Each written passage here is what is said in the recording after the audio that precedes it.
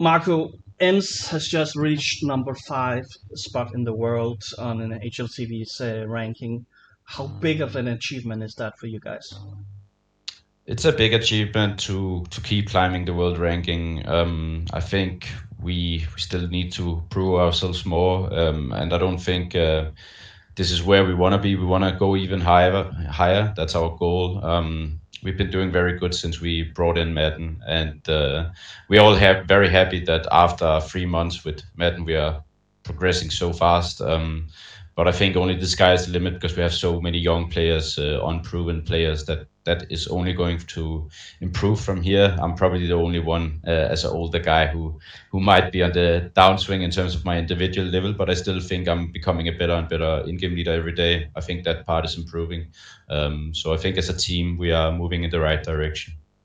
When you're looking at it right now, what is playing the difference right now? Is it your worth ethics, or how do you view it?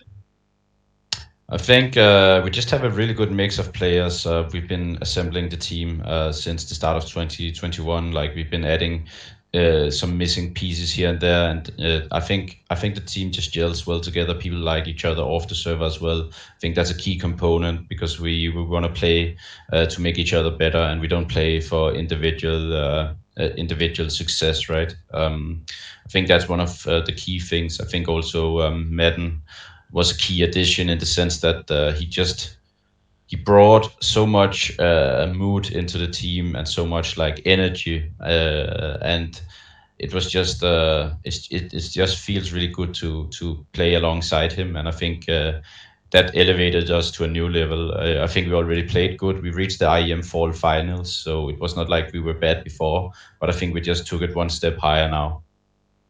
With him coming in and I guess improving your T sides, could you feel it right away that this was the right match? No, like yes and no. When he came in, you obviously have to kind of learn each other. Like I think Madden struggled a little bit the first months, but it was kind of to be expected because he came into a new role on certain maps, a new fully new system. Madden is also kind of a rookie. He's only been playing in one pro team, and that was like the Gods and FPX one, right? So he come in and there's a whole different style of play, and I think he had to get used to it. But as we saw at Pro League, when he had some time to adapt, I think he was one of our best players at Pro League. He played some amazing CS, and as you said, like because of him, we had such good T sides because he's such a like strong entry player that it just opens up a lot of rounds for us. And then communication wise, he's definitely the secondary caller in the team. I would say like he's helping me out a lot. So I think after the first month when that adaptation happened, it really kind of started to show me like okay, this is going to be really good. Like at first we didn't really know, but now like after the first month it was obvious, okay, this is a really amazing signing. We spoke with Carrigan recently, where he was also mentioning that he thought they had found a perfect mix of players with experience and players with firepower and stuff like that. Is it the same with you guys that you have a lot of experience? I think you played since 2008. CS, I looked it up, and now you have a lot of players with a lot of firepower and aggressiveness and stuff like that. Yeah, I think we are kind of in a bit of a different situation to Face because the difference between us and Face is that when we had to do signings every time, we couldn't just pick from the tier one players, right? Just Robs alone would have more experience than the entire team, like the four other guys combined in my teams. So we had to take a different route where we kind of had to scout the talent that maybe wasn't obvious to everyone else. But I think we've been doing an amazing job picking up four players that nobody else had their eyes on, but we saw the potential. And however, I do think it might be similar in the sense that I think Kerrigan also mentioned that they are a very non-selfish team, and I think that's where both us and FaZe is in a good place right now, both of us, because we are playing for each other and as a team, and I think that's maybe the similarity.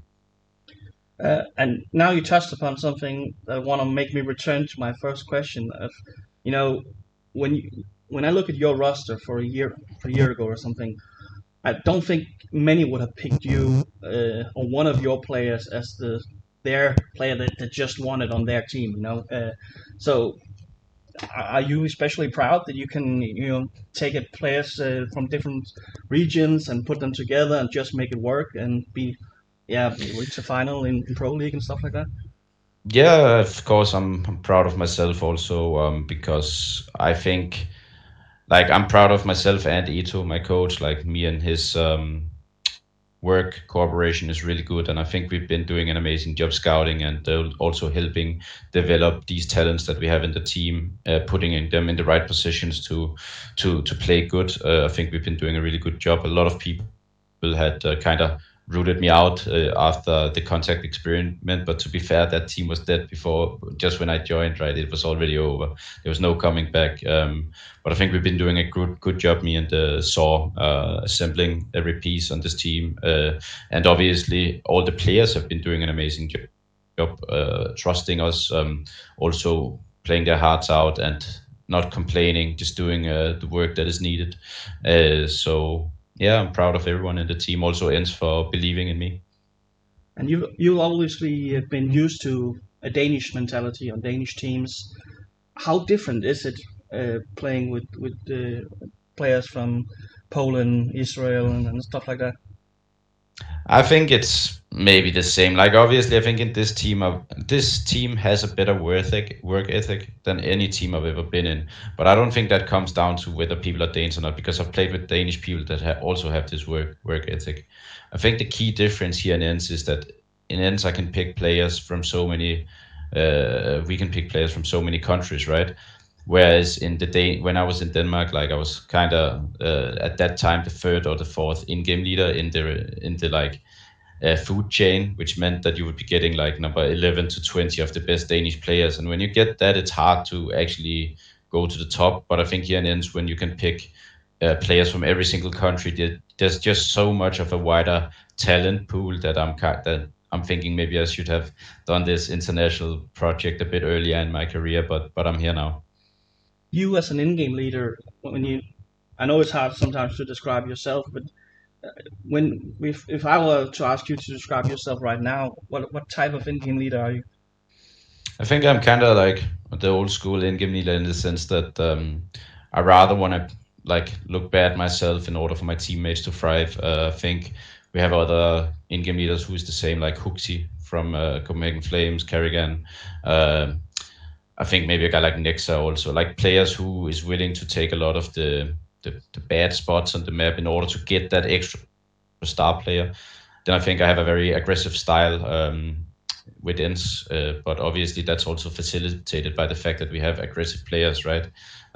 So I think kind of depends on what team I have, but I think in this team we have a really good balance of both structure, but also a lot of freedom for the players. You are 31 years old, and so in CS, that's old. but Yeah, very uh, well. but when I look at it, it seems like you're still very innovative. Trying to find new ways to approach the game and view the economy maybe a little bit differently than others. How would you describe that side of yourself? Yeah, I think like there's obviously a lot of like step by like people are looking a lot at the money situation, like as in, okay, we don't have money, we shouldn't buy. But I'm never looking at it like that. I come from a financial background, and I'm always looking at the stats. I rather want 2 rounds with 40% win rate than 1 round with 50 and one round with 5. And that might be why I don't do the textbook calling in terms of when we need to buy. I don't just do full Glock ecos a lot, because I think there's also the thing about like improving your percentage in order to win rounds later in the game by getting some tech nines and armor and damaging the opponents in order to force them on eco later in the game.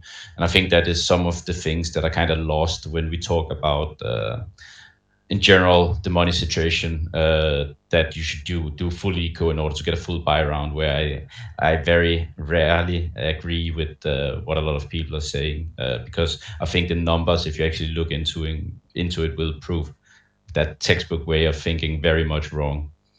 And is it something you done a deep dive on with your background, or how have you approached this? Have Yeah, I you have been looking analyzed into it a a lot of bit, things? but yeah.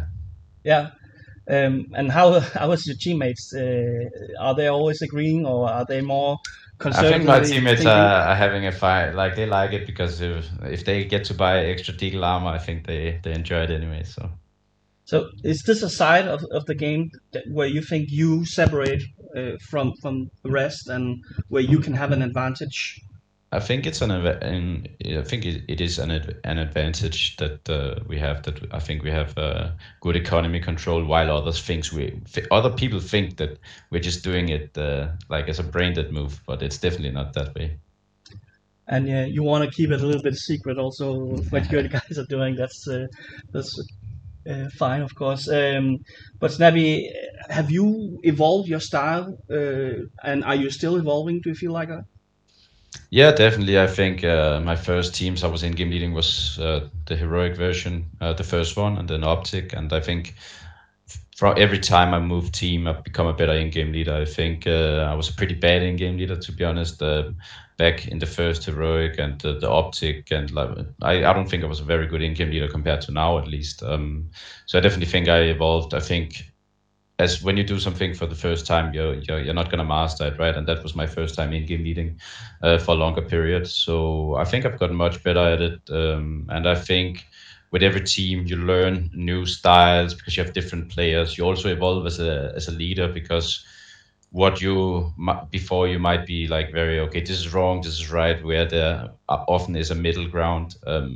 So I think also with age and experience, you just get better at leading a team. You get better at being the in-game leader. You get better at controlling certain personalities. So I think I'm a much better in-game leader now than I was 6 years ago when I started it. Yeah.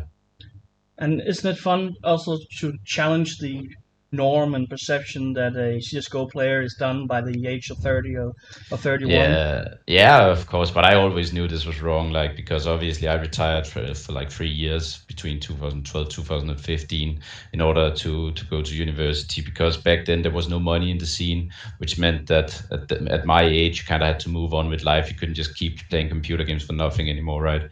Then I came back because I saw the scene evolved. But I think the main reason why the like the age limit, hasn't really been discovered was because there was no money back in the day, so older people couldn't continue to keep playing, right? And that's why we will just see the age limit go up every year in the next 10 years. I think certain players will be able to go until they're 40 at least, because I see no reason as to why they couldn't. When you look at other sports where like LeBron James is what 37 and he's still putting up start numbers. And I'm not saying I or anyone else, like I'm not saying I'm LeBron James, but let's say a simple, if he really want to continues and then maybe transition into another role like an in-game leader in the future or whatever, he probably has the mind for it, as good of a player he is, right? So I think a lot of people will challenge that age limit if they want to, because I think it's also about will and determination. If you still have the drive, I don't think age is going to stop you for a long time. Have you set yourself any targets, any goals? How long you want to play? No, not really. I'll just, as long as I think it's fun, as long as I think it's challenging, I'll do it. And the day I don't think I can compete anymore, I'll retire.